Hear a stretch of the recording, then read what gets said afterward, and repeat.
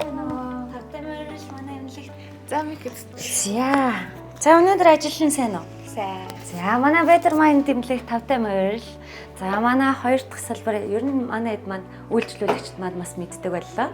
Better Mind эмнэлэг маань яг үндсэндээ ажиллаж эхлээд 4 жилийн хугацаанд эрүүл мэндийн үйлчилгээ, тусламж үйлчилгээг бид нар Монголынхаа иргэдтэй хүргэсээр байгаа. Тэгээд энэ удаа хоёр дахь салбараа бид нар үлгийдээ аваад гэж байна.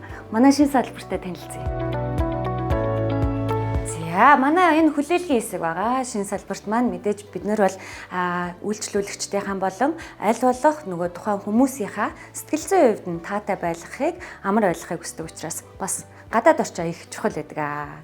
За ганцхан үйлчлүүлэгч гэдгөө бид нар ер нь бол манай эмнэлгийн хувьд манай ураа бол хүнээрээ байх те. За тэгэхээр бас ажилчдынхаа илүү бас бодсон байгаа. Манай ажилчдын амрах хэсэг юм байна.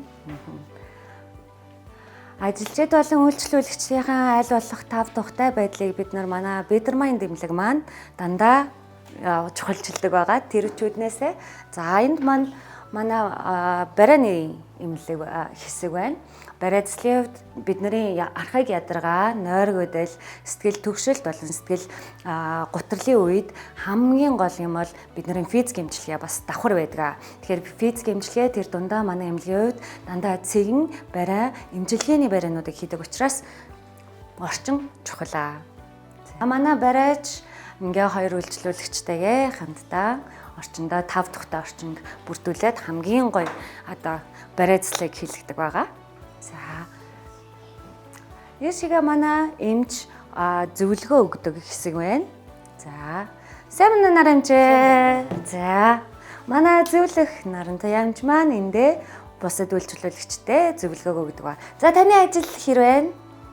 Ажил хэв байна уу? За баярлаа. Тийм бид мөн нөгөө хүмүүсийнхаа үйлчлүүлэгчдийн сэтгэл зүйн байдлыг 5 мэдрэхүүгээр нь аль болох эмчлэхийг хүсдэг. Тэр ч дундаа бид нар өнгөний сонголтыгаа илүү чухалчилдаг байгаа.